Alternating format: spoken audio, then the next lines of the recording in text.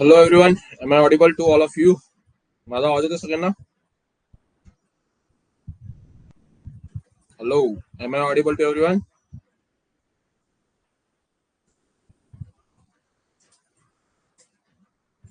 Yes, no?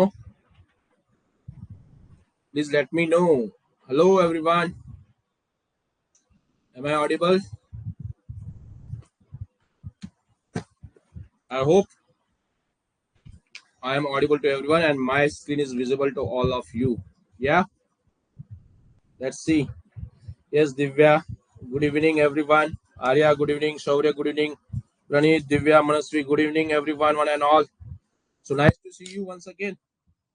Okay, I feel very energetic, enthusiastic when freshly take a class for a standard English medium. Why I don't know, but I really feel energetic when I talk with you, when I interact with you. I eagerly wait for the class and sessions. Hope you too. Yes, no. Okay, or it is from one side only. Okay, so hope you also will be a glad meeting me every day. Okay, so nice to see you once again, everyone. हा आज आपण वेगळा topic घेऊन आलोय. The topic is Marathi. Okay, sorry, subject is Marathi and topic is कविता आणि कवितेवर आधारित प्रश्न. बघा, मागच्या वेळेला आपण उतारा आणि उतार्यावरचे प्रश्न हा घटक पाहिला होता. आता मी मराठीत बोलणार आहे कारण विषय मराठी आहे. पुढे I will talk in Marathi because subject is Marathi and you are going to give the answers of questions of Marathi. Okay, so definitely we have to talk in Marathi today. Definitely I will use English some while. Okay, meanwhile in between, don't worry about it. But today Marathi only because the subject is Marathi. Marathi is our matrabhasha, mother tongue. So definitely we must be aware of it. Okay, so without wasting time, should we start today's class? सुरू करूया. If all are you ready? कविता आणि कवितेवर आधारित प्रश्न. First of all tell me how many of you like to poem, whether to read it, whether to listen it, whether to sing it. Yes, answer in chat box. किती जणांना poem ऐकायला, म्हणायला, त्याच्यानंतर लिहायला, स्वतः तयार करायला आवडतं? Just reply me in chat box. Okay, don't tell me after I will ask you to send me poems that is written by you. Don't tell me lie. खोटं बोलला का मी सांगेन मग एखादी पोएम लिहून पाठवा म्हणून.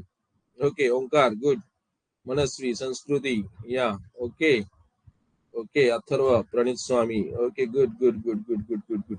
Okay, so very nice and I'm really glad that you all like to poem, to sing, to read, to write.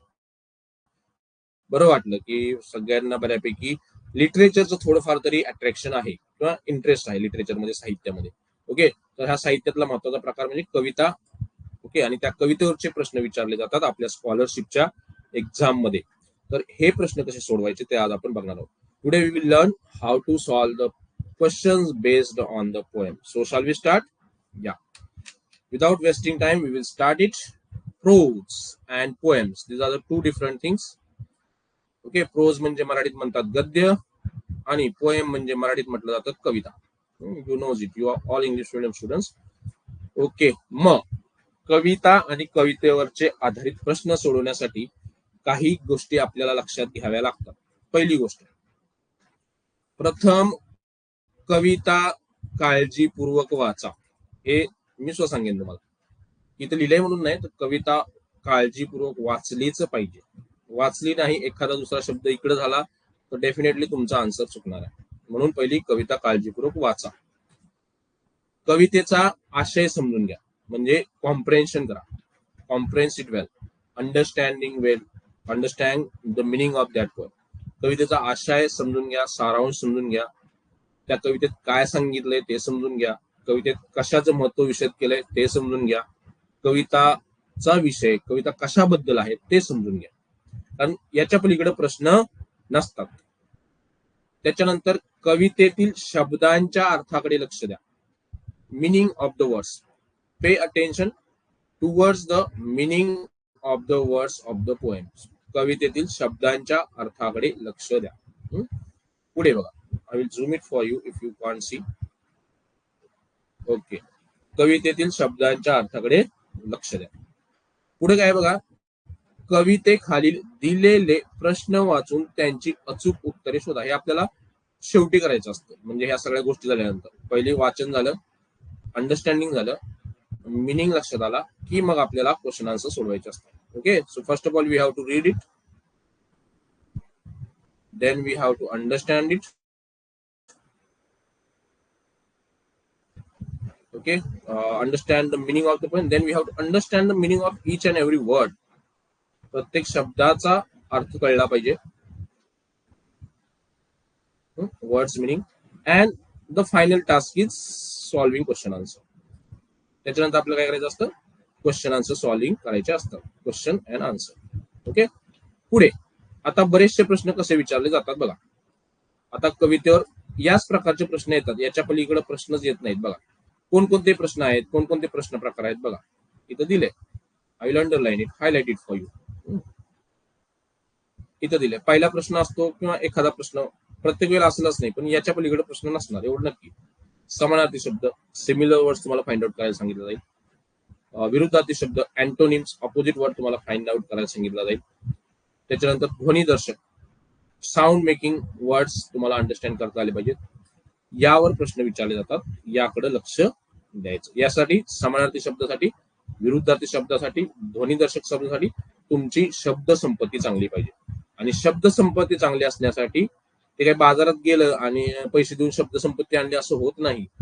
Okay, किंवा आज ठरवलं माझी उद्या शब्द संपत्ती वाढलेली असेल असं पण होत नाही. त्याचं कशाने वाढते, कंटिन्यू रिडिंग. जर तुम्ही मराठी भाषेतलं वाचन जास्त करत असाल, पुस्तक जास्त वाचत असाल, ऐकत असेल मराठी, तर आणि तरच तुमचं काय होणार आहे, शब्द संपत्ती वाढणार आहे. त्यामुळे किंवा गोळी नाही की खाल्ली आणि शब्द संपत्ती वाढली. ओके, सो वाचनानेच तुमची शब्द संपत्ती वाढणार आहे, दुसरा त्याला पर्याय नाही. त्यामुळे जेव्हा वेळ भेटेल त्यावेळेला मराठीतलं साहित्य वाचत चला. म्हणजे कादंबरी असेल, कविता असेल, एखादा ग्रंथ असेल, वाचत चला. काही जे छोटं भेटेल ते, वर्तमानपत्र असेल, वाचत चला. ओके, चला पुढे. उत्तराचे दिलेले चारही पर्याय नीट वाचा आणि अचूक पर्याय निवडा. चारही पर्याय नीट वाचायचे आणि त्यातला अचूक पर्याय आपण निवडायचा. Okay, we have to read the four alternatives given and then we have to choose the correct one. अचूक उत्तर निवडण्याची घाई करू नका, हे सगळ्यात महत्वाचं. आपल्याला काय वाटतं, बऱ्याच वेळा आपण घाईघाईत वाचतो कविता आणि मग आपल्याला समजतं की नाही आता हे उत्तर असणार आहे, पण घाईघाईत वाचल्यामुळे बऱ्याच वेळा प्रश्नाचा अनर्थ किंवा प्रश्नाचा वेगळा अर्थ आपण लावून बसतो आणि मग त्याच्यामुळे उत्तर आपण लिहून मोकळं होतो. मग एकदा उत्तर लिहिलं की आपल्याला ते दुरुस्त करण्याची संधी नसते, कारण स्कॉलरशिप मध्ये एकच उत्तर घाई धरलं जातं. 2-3 वेळा तुम्ही गोल केला तर ते रॉंग पकडलं जातं. त्याच्यामुळं उत्तर निवडण्याची घाई करू नका, कारण उतारा आणि पॅसेज म्हणजे उतारा आणि कविता हे असे घटक आहेत की ज्याच्यावर तुम्हाला 5 प्रश्न असतील तर 5 दुने 10 मार्क मिळालेच पाहिजेत. कवितेवर 3 प्रश्न असतात तर 3 दुने 6 मार्क मिळालेच पाहिजेत. एवढे सोपे पॅसेज असतात आणि कविता पण सोपे असतात. त्याच्यामुळं थोडासा वेळ लागला तरी चालेल, पण उतारा आणि कवितेवरचे प्रश्न सोडवताना अजिबात घाई करायची नाही. ओके, आपल्याला कुठं जायचं नसतं. ओके, आणि यात काही सबट्रॅक्शन किंवा कॅल्क्युलेशन करण्याचा वेळ नाही, प्रश्न नसतो की आपल्याला वेळ जाईल. त्याच्यामुळे उतारा सोडवण्याची घाई करायची अजिबात नाही. पुढे, कविताचा काही भाग किंवा प्रश्न नीट समजला नाही तर पुन्हा वाचा. हे मी परत परत सांगेन, जोपर्यंत सगळी कविता समजत नाही तोपर्यंत वाचायची. आता सर मला का सगळाच वेळ त्यात घालवायचा का, नाही. ओके, समजला नसेल कविता उतारा तर सोडून द्या. सगळा तुमचा पेपर झाल्यानंतर जो वेळ राहील त्याच्यामध्ये ती पुन्हा वाचा आणि मग ठरवा, घाई करू नका. नंतर अनेकदा उत्तराचे 2 पर्याय बरोबर वाटतं. बराच वेळा वाटतं की काय ऑप्शन नंबर 1 पण बरोबर आहे, ऑप्शन नंबर 2 पण बरोबर आहे, असं वाटतं बऱ्याच वेळा. त्यामुळं ज्यावेळेला असं वाटेल ना त्यावेळेला उतारा किंवा कविता परत वाचायचे आणि मग आपल्या डिसिजन पर्यंत यायचं की पहिला पर्याय बरोबर आहे का दुसरा पर्याय बरोबर आहे, खात्री करायची आणि मगच सोडवायचं. ओके, पुढे बघा, पुढे काय दिले बघूया. ओके, मी जे बोलते ते समजत असेल, जरी तुमचं लँग्वेज ऑफ मीडियम इंग्लिश असेल तरी मराठी तुमची मातृभाषा आहे, जेव्हा मी जे काय बोलते ते तुम्हाला समजत असेल. ओके पुढे, कवितेवर किमान 3 प्रश्न विचारले जातात. किती? किमान 3 म्हटलंय. Minimum 3 questions is asked on the poem. Marathi मधलं बोलतोय मी, इंग्लिशचं नाही बोलत. इंग्लिश मध्ये सुद्धा पोएम असतात. मराठी मधल्या पोएमवर मिनिमम 3 क्वेश्चन विचारले जातात, म्हणजे 6 मार्क्स. 6 मार्क जे आहेत ते आपले हक्काचे असतात. चुकलेच नाही पाहिजे, 100% मिळाले पाहिजे. 100%. 6 आउट ऑफ 6 मिळालेच पाहिजेत. एवढं बारकाईनं वाचन करायचं आणि मग सोडवायचं. काय वेळ जास्त लागत नाही. कविता आणि उत्तराचे प्रश्न सोडवायला फक्त समजला पाहिजे उतारा. समजत नसेल तर आणखीन थोडा वेळ घ्या आणि मग सोडवायला सुरुवात करा. ओके, तर या सगळ्या गोष्टी आपण कविता सोडवताना किंवा कवितेवरच्या प्रश्नाचे उत्तर सोडवताना लक्षात घेतल्या पाहिजेत. पुन्हा एकदा सांगतो पटापटा आणि मग आपण पुढे जाऊया. बघा, प्रथम कविता वाचायची, दुसऱ्यांदा समजून घ्यायची, तिसऱ्यांदा त्यातले जे शब्द आहेत त्या शब्दांचा अर्थ समजून घ्यायचा, नंतर जे काही प्रश्न दिले असतील त्याची अचूक उत्तर शोधायची, नंतर त्यातले समानार्थी शब्द शोधायचे. विचारला असेल तर समानार्थी शब्द, विरुद्धार्थी शब्द, ध्वनिदर्शक शब्द यांच्यावर जर प्रश्न विचारले असतील तर ते शोधायचे. उत्तराचे 4 पर्याय वाचून बघायचे आणि अचूक उत्तर निवडायचं. नंतर कवितेचा काही भाग समजला नसेल तर तो तेवढा भाग पुन्हा वाचायचा आणि अनेकदा उत्तराचे 2 पर्याय आपल्याला बरोबर वाटतात त्यावेळेला थोडासा वेळ घ्यायचा आणि कन्फर्म करायचं, खात्री करायची की नेमकं कोणतं उत्तर असू शकतं. आणि जास्तीत जास्त किंवा मिनिमम 3 प्रश्न कवितेवर विचारले जातात. ओके, आता आपण पुढे जाऊ. बघा, कविता. बघा, जर कविता तुम्ही अशीच म्हटली तर ती मजा येत नाही, पण ती जर चाल लावून म्हटली तर बऱ्यापैकी छान वाटतं किंवा छानच वाटतं, प्रश्नच नाही. ओके, जर मी आता एखाद्यासारखं वाचायला लागलो, देशाचे आम्ही शूर शिपाई, भिणार नाही कोणाला, सदा पुढे आम्ही पुढेच जाऊ, पुढेच नेऊ देशाला. मी अशी वाचतोय बघा. वंदन आमचे देशाला या, वंदन आमचे देशाला या, वंदन त्याच्या झेंड्याला, उंचच ठेवू फडकत झेंडा, भिणार नाही मरणाला. बंदूक जरीही खांद्यावरती, शांती ठेवू चोहीकडे, दुसऱ्या देशा शिकवू शांती, प्रेमाने देऊन धडे. पुढे बघा, देशाचे आम्ही शूर शिपाई, देश आम्हाला हा प्यारा, कुठेही गेलो कुठेही असलो, आठवू भारत हा प्यारा. ही अशी छानशी कविता आहे. कविता समजली नाही, परत वाचायची, परत अर्थ लावून घ्यायचा. आता ही कविता आपण समजून घेऊया. आता बघा, ही कविता म्हणताना सुद्धा माझ्या तोंडात ऑलरेडी रिदम आला, म्हणजे मी काय जाणून बुजून आणलंय, पण कविता आहे म्हणलं मी कविता सारखीच म्हणण्याचा प्रयत्न केला. वाचण्यासारखा, धडा वाचण्यासारखा किंवा पॅसेज वाचण्यासारखा प्रयत्न केला नाही, कारण ते ऑटोमॅटिक होतं.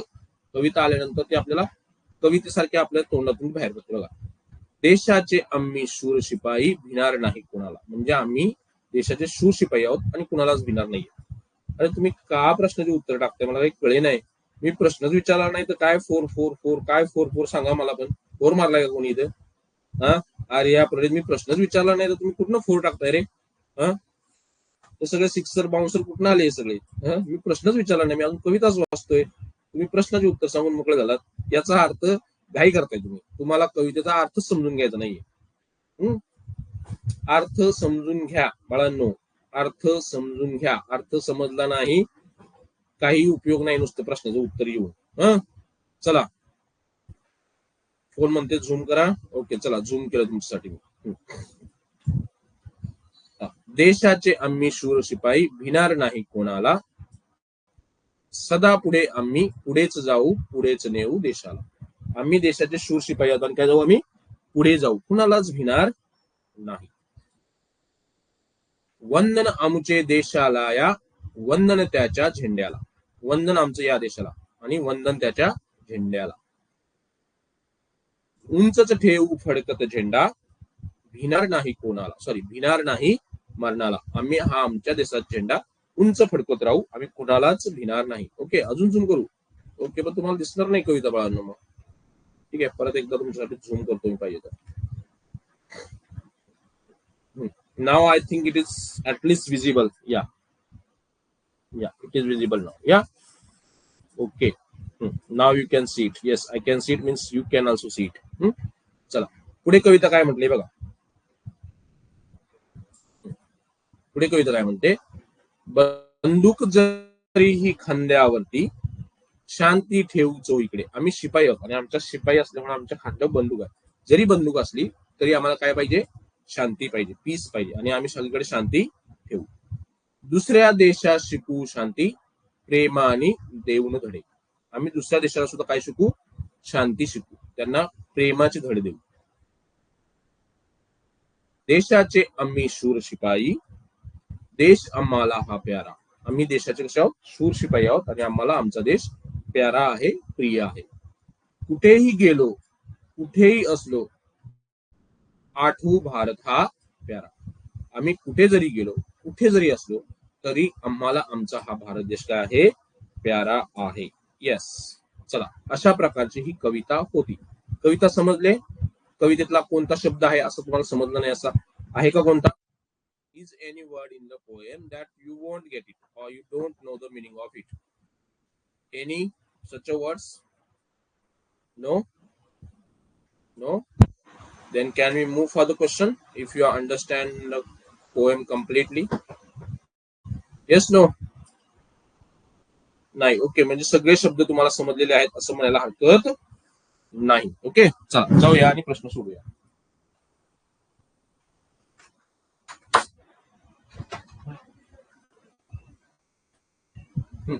तर काय करूया? प्रश्न आपण सोडूया. करायची सुरुवात? Hello everyone, should we start solving the questions? या, चला पहिला प्रश्न आहे बघा. कवितेतला पहिला प्रश्न आहे. काय आहे बघा?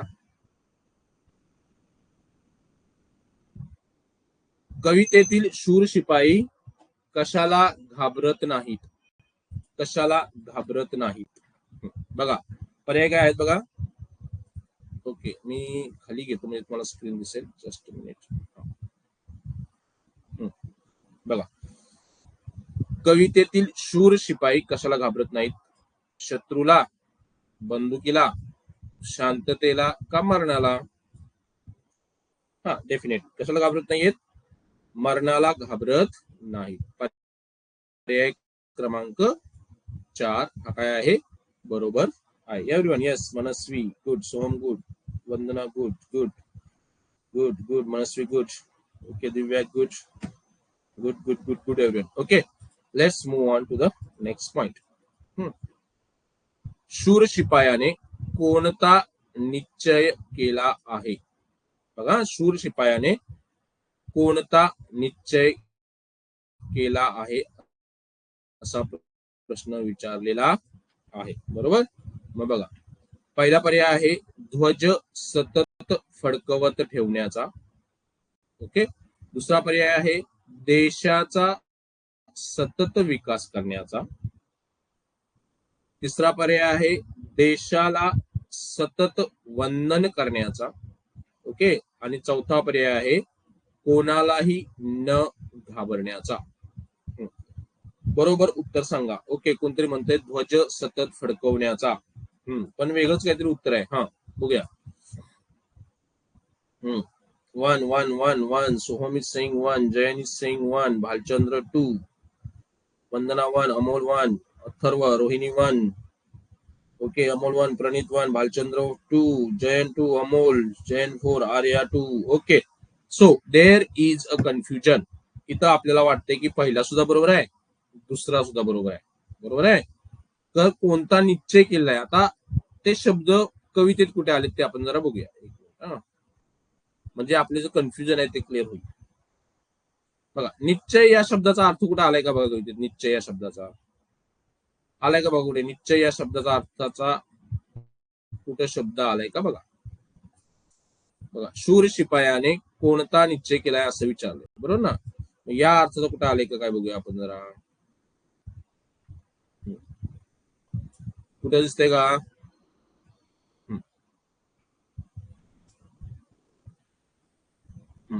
तसा कोणताही शब्द इथं आलेला नाहीये. मग एक तर दोन उत्तर आहेत. माझ्या दृष्टीने तरी दोन उत्तर मला बरोबर वाटतात. कोणकोणती बघा. हा, इथे दिले बघा. सतत पुढे आम्ही पुढेच जाऊ, पुढेच नेऊ देशाला. म्हणजे काय तर सतत देशाचा विकास करण्याचा निश्चय केला आहे असं म्हटलं तरी हरकत नाही. आणि दुसरा कोणतरी म्हटलंय मगाशी बघा, ध्वज सतत उंच फडकत राहण्याचा बघितलंय. उंचच ठेवू फडकत झेंडा, म्हणजे ध्वज सतत फडकत ठेवण्याचा हा सुद्धा निश्चय म्हटलं तरी हरकत नाही. पण मोस्ट अप्रोप्रिएट मला योग्य काय उत्तर वाटतं तर हे वाटतं, देशाचा सतत विकास करण्याचा हे जे उत्तर आहे ते बरोबर आहे. येस एव्हरीवन, या समजला हा प्रश्न सगळ्यांना? थोडासा कन्फ्युजिंग होता कारण दोन्ही उत्तर आपल्याला सारखी वाटतात. मग अशा वेळेला काय करायचं, परत एकदा वाचायची कविता, त्याचा अर्थ लावून घ्यायचा आणि मोस्ट अप्रोप्रिएट आन्सर असेल आपल्याला वाटत असेल ते चूज करायचं. समजलं? या जाऊया पुढे. या okay, just a minute. Here is the next question. Just a minute. Okay, the question is this. काय क्वेश्चन आहे बघा. हा शूर शिपाई दुसऱ्या देशांना कशाचे धडे देऊ पाहत आहे असा प्रश्न आहे. हा हे लगेच सांगितलं तुम्ही बघा, अगदी बरोबर सांगितलं. युद्धाचे, शौर्याचे, प्रेमाचे का शांततेचे? बरेच जण चार म्हणतायत. Again again you are confusing. No, not fourth is answer. कविता परत वाचा, परत वाचा कविता, वाटल्यास तुमच्या लक्षात येईल. इथे दिलंय बघा, मी परत वाटल्यास कविता स्क्रोल डाऊन करतो तुमच्यासाठी. Just minute. इथे मी परत कविता पाहिजे तुमच्यासाठी घेतो. इथे बघा, इथे दिलंय, नीट लक्ष द्या. इथं दिलं होतं बघा, काय दिलंय, दुसऱ्या देशात शिकवू शांती. शांती शिकवणार आहे, पण धडे कशात देणार आहे? प्रेमाने देऊन धडे. कशात धडे देणार आहे? कशाचे धडे देणार आहे सांगा? येस, प्रेमाने, म्हणजे प्रेमाचे धडे देणार आहे. लक्षात घ्या. मग कोणतं पर्याय बरोबर आहे बघा, इथे दिलाय बघा, इथे दिलाय प्रेमाचे धडे देणार आहे. कशाचे धडे देणार आहे? प्रेमाचे. म्हणजे पर्याय क्रमांक 3 किंवा ऑप्शन क्रमांक 3 हा काय आहे? बरोबर आहे. Got it? समजलंय? Have you got the question? Is confusion clear between 3 and option number 4? 3 आणि 4 मधलं जे कन्फ्युजन होतं ते क्लिअर झालं का सगळ्यांचं? या ओके गुड. चला पुढे जाऊया. पुढची कविता घ्यायची का? येस नो, घ्यायची का पुढची कविता? Yes Manasvi good, Amol good, Prisha okay, Arya good, Shaurya, Prisha okay. So just a minute, let me scroll it down. Okay, this is the poem. First of all you understand. ही कविता आहे ते आपण पहिली समजून घेऊया. बघा कविता काय आहे समजून घेऊ.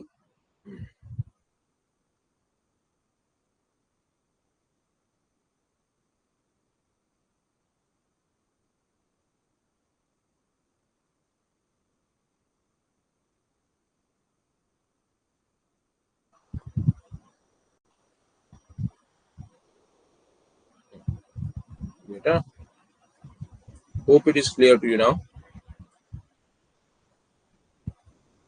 दिसते सगळ्यांना? Black screen. Wait, it will come. Don't have patience, dear. Okay, okay. So let's see the poem one by one. बघा, आई सारखे दैवत साऱ्या जगतावर नाही. म्हणजे आईसारखं दैवत कुठंच नाही, आपल्याला माहितीये आईच्या पुढे कुणीच नाही. हा, म्हणून श्रीकाराच्या नंतर शिकणे अ आ इ. म्हणून आपण शाळेत गेल्यानंतर पहिल्यांदा काय शिकतो? अ आ इ. बरोबर? ओके, पुढे. तीच वाढवी ती सांभाळी. आईच वाढवते, आईच सांभाळते. ती करी सेवा तीन त्रिकाळी. तीन त्रिकाळी म्हणजे आपण जेव्हा जेव्हा आजारी असतो किंवा जेव्हा जेव्हा आपल्याला गरज लागते त्यावेळेला आई करते आपली सेवा करत असते. पुढे, देवानंतर नमवी मस्तक आईच्या पायी. मी माझं मस्तक कुणासमोर नमवणार आहे तर आईच्या पायी नमवणार आहे. ओके, चला आता पुढचा भाग आहे कविता तो बघूया. Just minute. ओके, ह्या सगळ्या कविता तुमच्या नवनीतच्या बुक मध्ये आहेत. दिसत नसेल तर तिथे बघू शकता तुम्ही. Just 1 minute. It is here. It is already I zoomed it. Okay, how much should I zoom it now. Okay, चला पुढचा कवितेचा भाग काय दिलाय बघा. इथे बघा, इथे दिलाय. काय दिलंय बघा. इथे दिलाय, सॉरी. It is here. कौशल्यविन रामन झाला. रामाला जन्म कोणी दिला? कौशल्याने दिला. देवकी पोटी कृष्ण जन्मला. आपण श्रीकृष्णाचं गुणगान गातो पण त्याला सुद्धा जन्म कोणी दिला? देवकीने दिला. शिवरायाचे चरित्र घडवी माय जिजाबाई. शिवरायांना घडवलं कुणी? त्यांच्या आईनी, जिजामातांनी. बरोबर. नकोस विसरू ऋण आईचे. म्हणजे आईचे जे उपकार आहेत ते आपण विसरायचे नाहीत. स्वरूप माऊली पुण्य आईचे. आणि या माऊलीची पुण्याई किंवा या आपल्या आईची पुण्याई आपण कधीही विसरायची नसते. आवाज येतो तुम्हाला सगळ्यांना? या. थोर पुरुष तू ठरून तियेचा होऊ उतराई. आणि तिच्या पोटी आपण जन्म घेतला हे आपलं भाग्य. आणि मग आपण काहीतरी करून दाखवायचं की जेणेकरून आपल्या आईला आपला काय झाला पाहिजे? गर्व झाला पाहिजे किंवा अभिमान वाटला पाहिजे. कोण आहे मगापासून? मला तिसरा प्रश्न समजला नाही. Okay, will talk later Prisha on it. Okay, हा. थोर पुरुष तू ठरून तियेचा हो उतराई. तर आपण मोठं व्हायचं आणि असं मोठं व्हायचं की आपला गर्व आपल्या आईला झाला पाहिजे किंवा आपला अभिमान आपल्या आईला वाटला पाहिजे. Is it everyone clear? समजली कविता? घेऊया प्रश्न आपण. या. ओके, चांगली पोएम आहे. Definitely it's a good poem. या, चला पुढे जाऊया आणि प्रश्न पाहूया. Just 1 minute. Late me zoom out.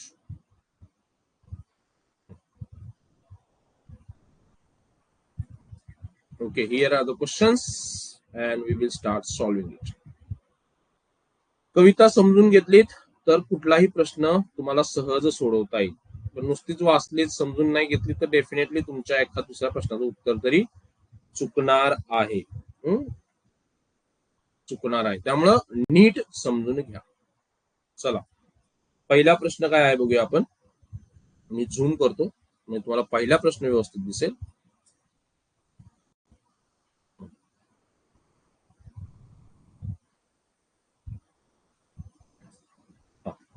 Hope तुम्हाला पहिला प्रश्न आता दिसत असेल. ओके, काय आहे पहिला प्रश्न बघा. तुम्ही थोर पुरुष केव्हा व्हाल असे कवी म्हणतो. प्रश्न काय आहे? तुम्ही थोर पुरुष केव्हा व्हाल असे कवी म्हणतो. पर्याय काय दिलाय बघा. शिवरायांचे चरित्र वाचल्याने. दुसरा पर्याय आहे श्रीरामांची उपासना केल्याने म्हणजे पूजा केल्याने. तिसरा आहे तिन्ही त्रिकाळ देवाचा जप केल्याने म्हणजे 24 तास देवाचं नाव घेतल्याने. आणि चौथा आहे आईचे ऋण फेडल्याने. बरोबर आहे. सगळ्यांनी उत्तर बरोबर दिलं. Very good everyone. Nice nice nice nice. Means you have understand the poem. हा, आईचे ऋण फेडल्याने काय होणार आहे? आपण मोठे पुरुष होणार आहोत. म्हणून पर्याय क्रमांक 4 जो आहे तो काय आहे? बरोबर आहे. Got it everyone? सोपा आहे. हा प्रश्न सोपा होता. ऑप्शन नंबर 4 हा काय आपला बरोबर आहे. पुढचा प्रश्न आपण बघूया. Yes everyone, good. वरद, संस्कार, मनस्वी, सोहम, गुड. चला पुढे जाऊया आणि पुढचा प्रश्न आपण पाहूया. पुढचा काय प्रश्न आहे पाहूया. जस्ट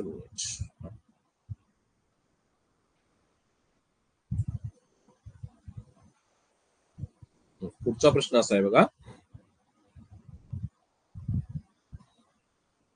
आपण आईला श्रेष्ठ का म्हणायचे? आपण आईला श्रेष्ठ का म्हणायचे? बघा, पहिला प्रश्न, सॉरी, पहिला पर्याय, आई आपला सतत सांभाळ करते म्हणून. दुसरा, आईपेक्षा मोठी असते म्हणून. तिसरा, आई ही पुण्यवान असते. आणि चौथा, आईला कधीही विसरता येत नसते. हा, बरोबर आहे, बऱ्याच जणांनी उत्तर सांगितलंय, अगदी बरोबर सांगितलं. काय? आई आपला सतत सांभाळ करते म्हणून आपण आपल्या आईला काय म्हणायचं असतं? श्रेष्ठ मानायचं असतं. Yes, everyone has given the right answer. Nice to see it. म्हणजे तुम्हाला मराठीचं ज्ञान बऱ्यापैकी आहे असं म्हणायला हरकत नाही, ज्या अर्थी तुम्ही उत्तर बरोबर देताय त्या अर्थी. पुढचा प्रश्न काय बघूया.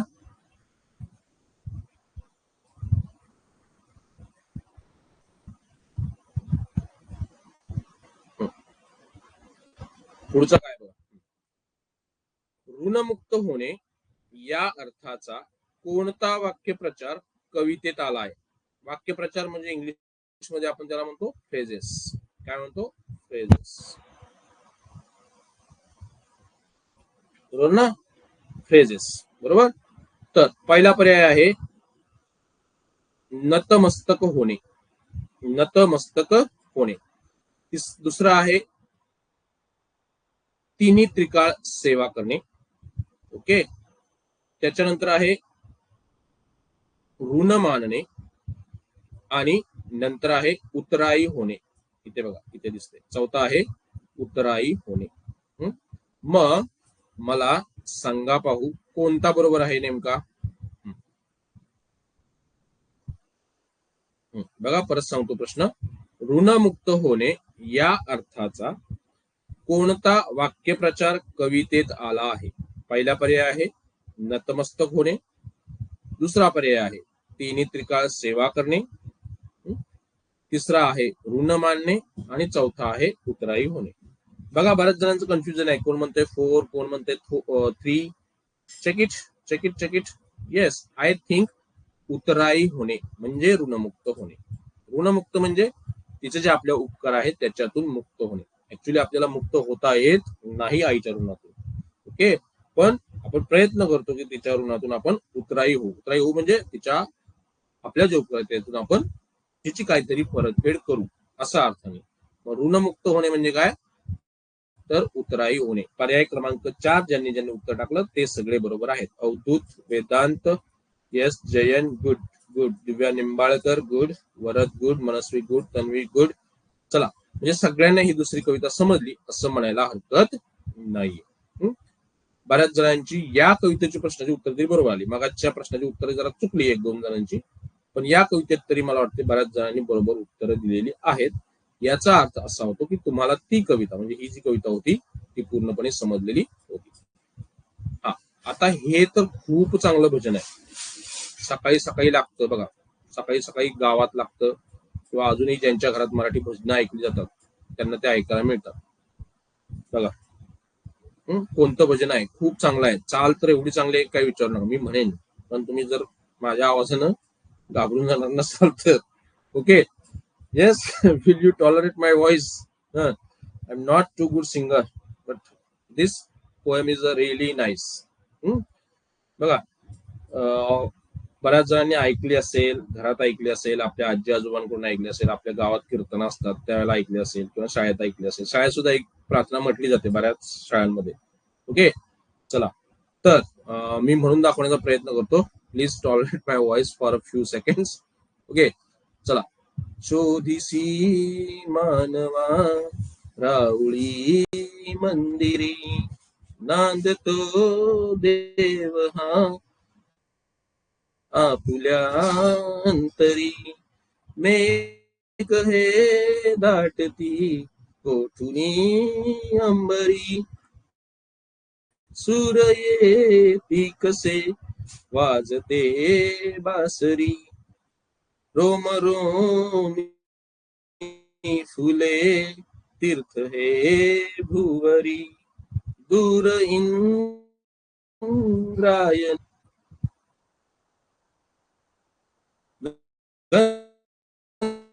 गंधकानी वाहते वनी,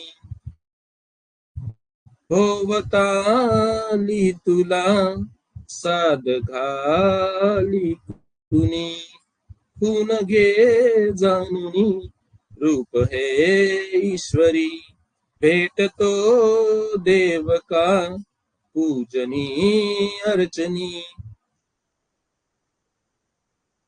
पुण्यमातुनी.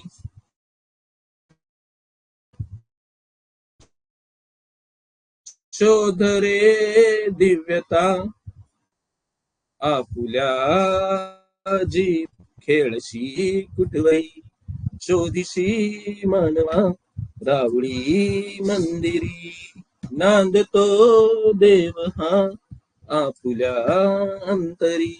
ओके, तर अशा प्रकारचं छोटीशी प्रार्थना होती, पण खूप छान. मला लहानपणापासून ही कविता भजन जे आहे किंवा प्रार्थना जे आहे आपण जे म्हणतो ती खूप आवडते.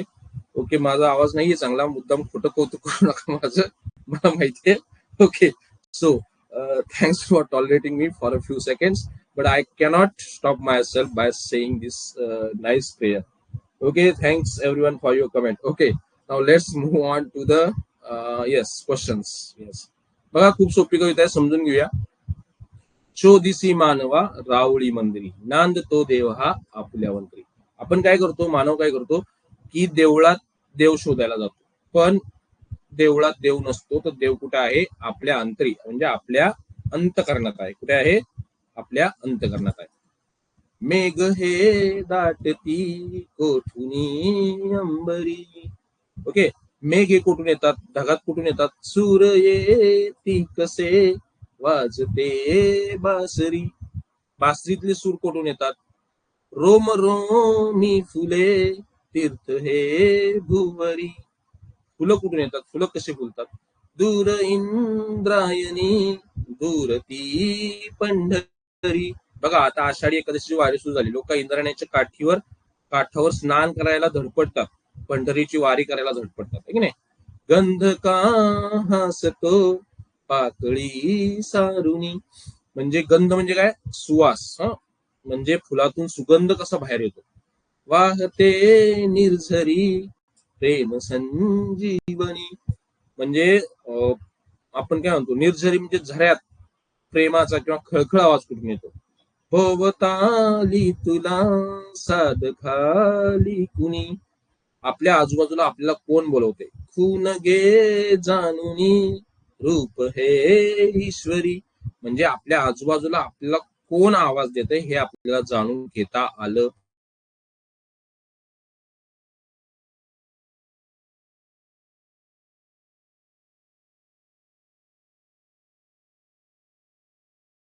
त्याला पाठवले असेल तुमच्याकडे तुमची मदत घेण्यासाठी किंवा तुमची मदत व्हावी म्हणून, मग ते ओळखता आलं पाहिजे.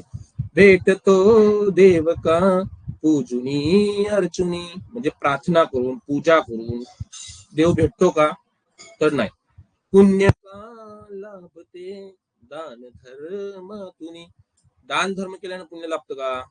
तर नाही, मुळीच नाही. म्हणजे दान धर्म केल्याने नक्की थोडंफार पुण्य, पण पूर्ण पुण्य लाभतं असं नाही. बघा, शोध रे दिव्यता आपुल्या जीवनी. आपल्या जीवनातच किंवा आपल्या अंतकरणात देव दडलाय, माणसात देव दडलाय. सगळ्या साधू संतांनी आजपर्यंत हेच सांगितलं की काय, देव कुठं आहे? देवळात नाहीये, मंदिरात नाहीये, दगडाच्या मूर्तीत नाहीये. तर देव कुठं आहे? आपल्या आजूबाजूचे लोक आहेत त्यांच्यात आहेत, आपल्या अंतकरणात आहे. ओके, दळा खेळ हा खेळशी कुटवरी. आणि तरी सुद्धा आपण काय करतो, देवळात, मी म्हणत नाही की देवळात जाऊन पूजा अर्चना केली नाही पाहिजे, नाही, नक्कीच केली पाहिजे. आपला भाव असेल, आपली श्रद्धा असेल तर नक्की आपण तेही केलं पाहिजे. पण माणसाने माणसासारखी, म्हटलं ना, माणसाने माणसाशी माणसासम वागणे, आहे की नाही? प्रार्थना माणसाने आपल्या अंतकरणातला देव ओळखला पाहिजे, दुसऱ्यांच्या अंतकरणातला देव ओळखला पाहिजे, त्यांना मदत केली पाहिजे, माणुसकीचं नातं जपलं पाहिजे. तर आणि तरच तुम्हाला देव भेटणार आहे किंवा देव तुमच्यावर प्रसन्न होणार आहे, अन्यथा नाही. अशा प्रकारची ही कविता होती, प्रार्थना होती. आता याच्यावरचे प्रश्न पाहूया, लगेच सांगाल तुम्ही पटकन. बघा, चला. हा, देव कोठे राहतो असे कवीला वाटते? कवीला वाटते, लोकांना नाही. मंदिरामध्ये, राऊळात, मठामध्ये, आपल्या हृदयात. कुठे? सांगा पटकन. देव कोठे राहतो असे कवीला वाटते? कुठे राहतो देव? आपल्या हृदयात. पहिलंच म्हणलं ना, आपुल्या अंतरी, आपल्या हृदयात. बरोबर. ऑप्शन नंबर 4 बरोबर आहे. Am I right? Yes yes. Vedant good good. Manasvi good. Visha good. Okay. कुठे आहे? आपल्या हृदयात. पुढे, आपल्याला देव केव्हा भेटेल असे कवी म्हणतो? बघा दुसरा प्रश्न काय आहे, झूम करतो पाहिजे तर. Just minute. मला वाटतं आता दुसरा प्रश्न दिसत असेल सगळ्यांना. या, आपल्याला देव केव्हा भेटेल असे कवी म्हणतो? देवाची पूजा अर्चा केल्यावर, म्हणजे पूजा केल्यावर फक्त. दुसरा आहे काय, आपण दान धर्म केल्यावर, दान धर्म केला तर देव भेटतो. निसर्गातील दिव्यतेचा शोध घेतल्यावर, किंवा रावळात मंदिरात गेल्यावर. कुठे सांगा? डेफिनेटली निसर्गात जो देव आहे, माणसात जो देव आहे, त्याचा जर शोध घेतला तर आपल्याला काय भेटणार आहे? देव भेटणार आहे. पर्याय क्रमांक 3 बरोबर आहे. समजलं? Yes yes. Everyone is giving a right answer. So good and keep it up everyone. Nice. चला पुढे जाऊया. आकाश या अर्थाचा कोणता शब्द कवितेत आला आहे? सांगा. आकाश या शब्दाचा कोणता अर्थ कवितेत आलाय? मेघ, अंबर, नभ का निर्जन? कोणता आलेला आहे सांगा. मी खाली घेतो जस्ट. बघा, आकाश या अर्थाचा कोणता शब्द कवितेत आला आहे? सांगा. पर्याय क्रमांक 1 आहे मेघ, पर्याय क्रमांक 2 आहे अंबर, पर्याय क्रमांक 3 आहे नभ, पर्याय क्रमांक 4 आहे निर्जन. पटकन सांगा. बरेच जण कोण 1 म्हणतंय, कोण 2 म्हणतंय. कविता आठवा जरा, आठवा कविता. अंबर. मेघ हे दाटते तेथुनी अंबरी. अंबरी, अंबरी म्हणजे आकाश. लक्षात घ्या. पर्याय क्रमांक 2 बरोबर आहे. मेघ नाही. 1 and 2 नाही रे. मेघ म्हणजे ढग असतं आणि अंबर म्हणजे आकाश. मेघ म्हणजे क्लाउड. लक्षात घ्या, फरक लक्षात घ्या. अंबर म्हणजे स्काय. मग आपल्याला स्कायचा समानार्थी शब्द पाहिजे. अंबर. 1 नाही. 1 कुठल्याच अँगलनं आन्सर येणार नाही. ओके. चला जाऊया पुढे. पुढची कविता पाहूया. पाहिजे का पुढची कविता? Yes, 2 is the right answer. Prerana, Viraj, Jayan good. Yes Jayan good good good everyone. Okay, जाऊया पुढच्या कवितेकडे. चला, डेफिनेटली आता पुढची कविता बघायला हरकत नाही आपल्याला.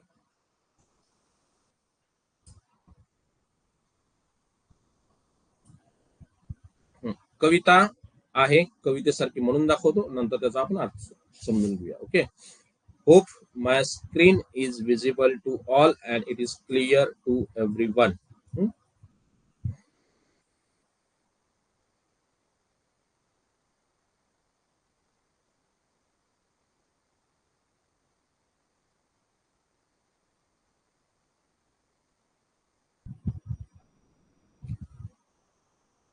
डोंगर डोंगर हिरवा झाला, माळी झाले हिरवे कंच, डोंगर उतरुनी आले पाणी, गात खळाळत अवखळ गाणी, माळावरती कधीपासूनी राब पेरला आला बहरुनी, मध्येच कोठे निळी जांभळी फुले खूपशी आले फुलुनी, शेते बसली पिऊन पाणी जणू सांगती करा लावणी, पहा थांबला पाऊस थकुनी चला निघूया करू लावणी. किती छान कविता आहे, मस्त आहे. ओके, सगळ्या कविता छान आहेत. ज्या ज्या आतापर्यंत आपण बघितल्या त्या जर तुम्ही रिदम मध्ये म्हटल्या तर नक्कीच छान वाटतील तुम्हाला. ओके, तर ही अशी कविता आहे. चला समजून घेऊया आपण. कविता समजून घेऊया. चला. डोंगर डोंगर हिरवा झाला. आता डोंगर डोंगर हिरवा झाला म्हणजे काय? सगळीकडे हिरवगार आहे. याचा अर्थ पावसाळ्याचे दिवस आहेत आणि सगळीकडे झाडं फुलं फुललेली आहेत असं म्हणायला हरकत नाही. माळ ही झाले हिरवे कंच. माळ म्हणजे शेत म्हणा, रान म्हणा, ते सुद्धा सगळं हिरवं झालेलं आहे. डोंगर उतरून आले पाणी. पावसाळ्यात दिवसात आपल्याला पाहायला मिळतं की डोंगरातून आपल्याला पाणी खाली जमिनीवर यायला मिळतं, बघायला मिळतं. गात खळाळत अवखळ गाणी, असं वाटतं की जणू पाणी गाणं म्हणतंय, ते गाणं म्हणत म्हणत खाली येते असं आपल्याला वाटतं. पुढे, माळावरती कधीपासून राब पेरला आला बहिरुनी. माळ म्हणजे काय? शेतात. राब पेरला म्हणजे पेरणी केलेली आहे आणि त्याला आता काय करायला लागले, पेरलेलं पीक आता हळूहळू उगवायला लागलं. मध्येच कोठे निळी जांभळी फुले खुपशी आली फुले, आणि मध्येच शेतात कुठेतरी निळी जांभळी फुलं काय आलेली फुललेली आहेत. पुढे, शेते बसली पिऊन पाणी, आणि शेतात नुसतं पाणीच पाहायला मिळते, याचा अर्थ काय, त्यांनी खूप सारं पाणी पिलंय शेताने, अशी कल्पना केली. जणू सांगती करा लावणी, काय सांगतायत, कोकणात आपल्याला बघायला मिळतं की शेतात पाणी साठलेलं असतं. सांगतात की काय, लावणी आता करा, आता पाणी भरपूर आहे, आता तुम्हाला लावणी करायला हरकत नाही. पुढे, पहा थांबला पाऊस थकणी, आणि मग ज्यावेळेला पाऊस थकतो, पाऊस विश्रांती घेतो थोडा वेळ का होईना, त्यावेळेला ते संकेत असतात कशाचे, चला निघूया करू लावणी, त्यावेळेला संकेत असतात की आता आपण काय करायला पाहिजे, लावणी करायला पाहिजे किंवा पेरलं पाहिजे. ओके, चला पुढे जाऊया आणि या कवितेवरचे प्रश्नोत्तर आपण पाहूया. चला,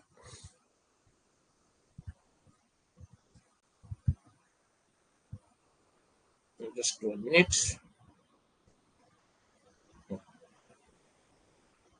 ओके, चला पुढे जाऊया.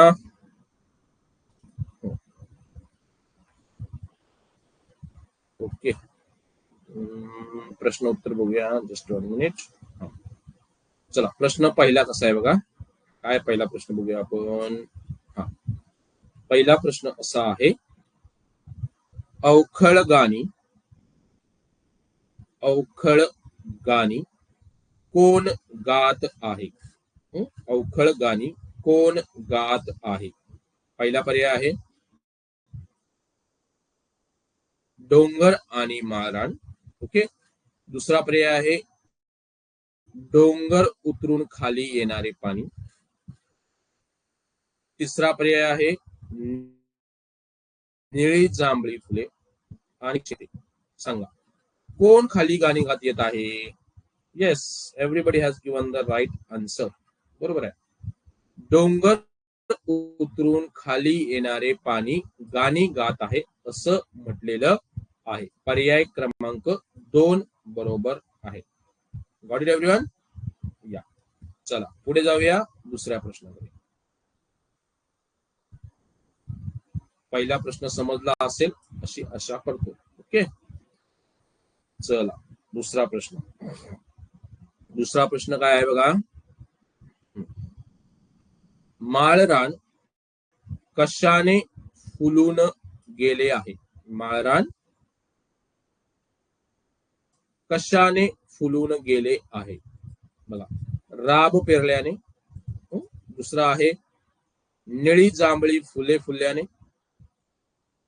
तिसरा आहे पाऊस पडून गेल्यामुळे, आणि चौथा आहे खळाळत वाहणाऱ्या पाण्यामुळे. सांगा. Yes, most of the students are giving the right answer. Nice to see it. Jayan, Pranti, Rohini, Jagruti, Jayan, Jayan, Prajakta, Soham, Sanskruti, Rohini, Prisha, Divya, Rohini good, Vandana good, Avadhut good, Tanvi good, Manasvi good. Okay, बरोबर उत्तर आहे काय, तर निळी जांभळी फुले फुलल्याने माळरान फुलले आहे असं वाटतं. काय, निळी जांभळी फुले फुलल्याने. बरोबर आहे.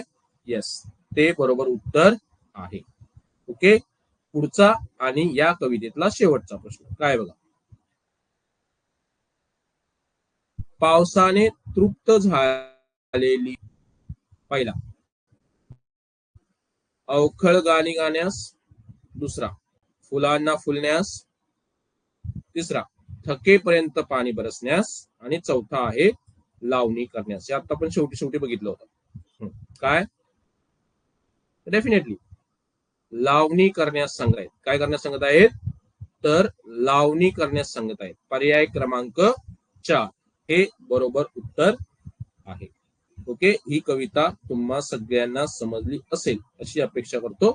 आणि आता आपण जाऊया पुढच्या कवितेकडे. जायचं ना. हा, ही पण छान कविता आहे बघा. आज कवितेचाच मूड आहे, काय खरं नाही आज. ओके, चला, just 1 minute. Let me zoom out. बघा सगळ्यांना दिसते का? At least it must be clear to everyone now.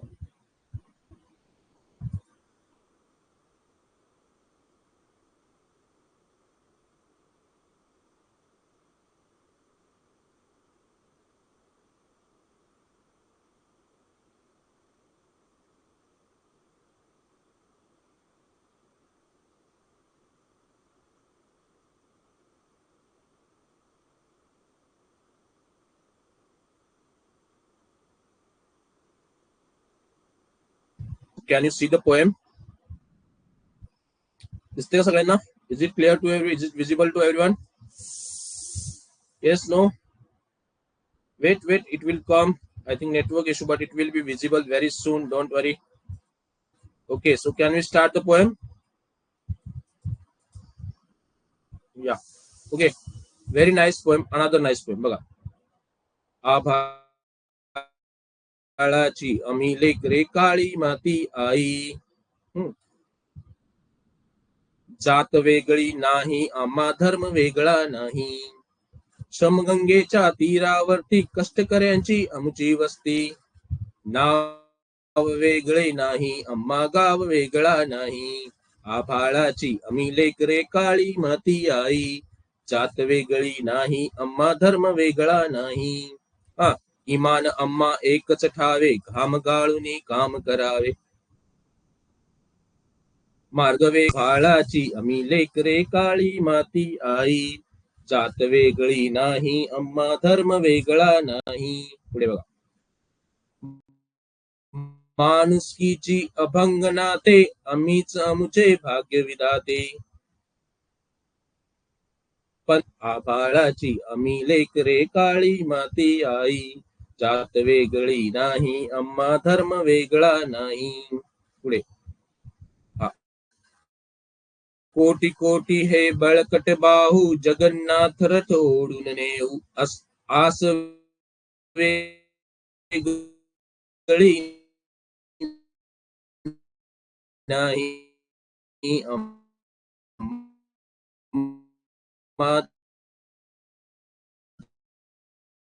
वेगाळी माती नाही. कविता सगळ्यात चांगल्या असतात. जर व्यवस्थित चाल लावून आपल्याला ती म्हणता आली तर कवितेसारखा आनंद दुसऱ्या कशातही नाही. लक्षात घ्या. ओके, चला. चला पहिला प्रश्न समजून घेऊया. पहिली कविता. आभाळाची आम्ही लेकरे काळी माती आई. आम्ही कोणाची लेकर आहोत? आभाळाची लेकर आहोत. काळी माती आई म्हणजे ही जी माती आहे ती आमची काय? आई आहे. जात वेगळी नाही आम्हा धर्म वेगळा नाही. आमची दुसरी कोणतीच जात नाही, दुसरा कोणताच धर्म नाहीये. श्रमगंगेच्या तीरावरती कष्टकऱ्यांची आमची वस्ती. श्रम करणारी आम्ही लोक आहोत. कष्ट करणारी आमची वस्ती आहे. नाव वेगळे नाही आम्हा गाव वेगळा नाही. आमचं कोणतं वेगळं नाव नाहीये, आमचा वेगळा कोणता गाव नाहीये. इमान आम्हा ठावे एकच ठावे घाम गाळूनी काम. आम्हाला एकच गोष्ट माहिती, घाम गाळायचं, काम करायचं, कष्ट करायचे. मार्ग वेगळा नाही आम्हा स्वर्ग वेगळा नाही. आमच्याकडे दुसरा कोणता मार्ग नाहीये, दुसरा कोणताच आमच्यासाठी स्वर्ग नाहीये. माणुसकीची अभंग नाते आम्हीच आमचे भाग्य विधाते. आमचं नातं कोणाशी आहे? माणुसकीचे आहेत आणि आम्हीच आमचे काय आहोत? भाग्य विधाते आहोत. भाग्य विधाते म्हणजे आम्हीच आमच्या जीवनाचे शिल्पकार आहोत. पंथ वेगळा नाही आम्हा संत वेगळा नाही. आमचा कोणाचाही पंथ वेगळा नाही, आमचा कोणताही वेगळा संत नाही. कोटी कोटी हे बळकटे पावसारे आहोत. जगन्नाथ रथ ओढून नेऊ. एवढे आहोत की जगन्नाथाचा रथ जरी ओढायला सांगितलं आम्हाला तरी आम्ही ओढून नेऊ. आस वेगळी नाही आम्हा ध्यास वेगळा नाही. आमची वेगळी इच्छा नाहीये कोणती, आम्हाला वेगळं ध्येय कोणतं नाही. काय ध्येय आहे? तर कष्ट करण्याचं ध्येय आहे. अशी ही छानशी कविता. याच्यावरचे प्रश्न उत्तर बघूया आणि नंतर आपण आजचा सेशन एंड करूया. ओके, चला. पहिला प्रश्न काय बघा, याच्यावर दिलेला पहिला प्रश्न असा आहे बघा. पहिला प्रश्न आहे, कष्टकऱ्यांची वस्ती कोठे वसलेली आहे? सांगा, कष्टकऱ्यांची वस्ती कोठे वसलेली आहे? गंगा नदीच्या किनारी, आकाशाच्या छताखाली, श्रमगंगेच्या तीरावर का सागराच्या किनारी? कुठे वसलेली आहे सांगा. बोला पटकन, कुठं बसलेली आहे? मगाशी बघितलं आपण शमगंगेच्या तीरावरती, बरोबर ना? कुठे बसलेली आहे? शमगंगेच्या तीरावर. पर्याय क्रमांक 3. शम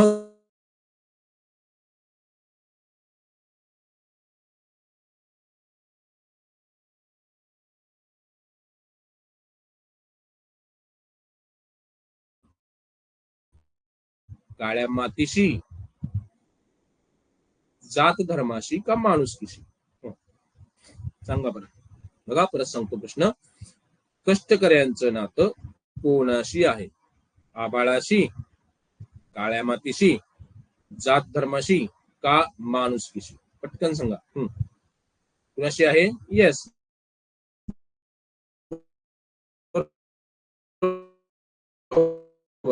माणूस आहे.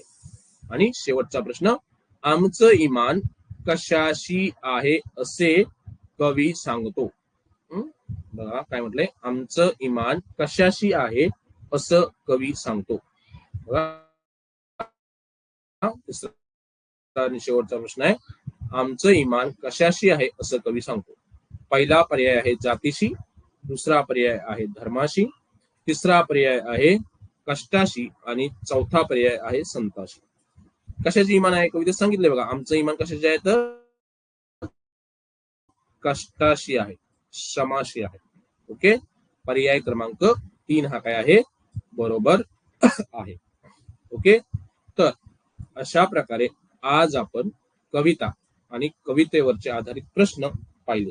काही कविता आपण चालीत म्हटल्या का, तर तुम्हाला त्या कवितेचा आनंद घेता यावा म्हणून, माझा आवाज ऐकवण्यासाठी नाही. ओके, इवन देन माझा आवाज चांगला नसला तर तुम्ही बऱ्याच जणांनी मला चांगलं अप्रिशिएट केलं. So thank you one and all for appreciating me. I will not do the same daring again. Okay, चला, तर कविता आणि कवितेचे प्रश्न कसे सोडवायचे हे तुम्हाला समजलं असेल. ओके, पुढच्या तासाला आपण नवीन घटक मराठीचा काय असेल तो शिकणार आहोत. मराठी हा विषय असा आहे की जर समजून घेतला आणि आपली मातृभाषा असल्यामुळे तो आपल्याला समजण्यास आणखीन सोपा आहे. फक्त त्यातले काही शब्द आपल्या लक्षात आले तर नक्कीच आपल्याला मराठीचे प्रश्न तरी व्यवस्थित आणि चांगल्या प्रकारे सोडवता येतील. मला वाटते आता आपली ऑलरेडी वेळ झालेली आहे.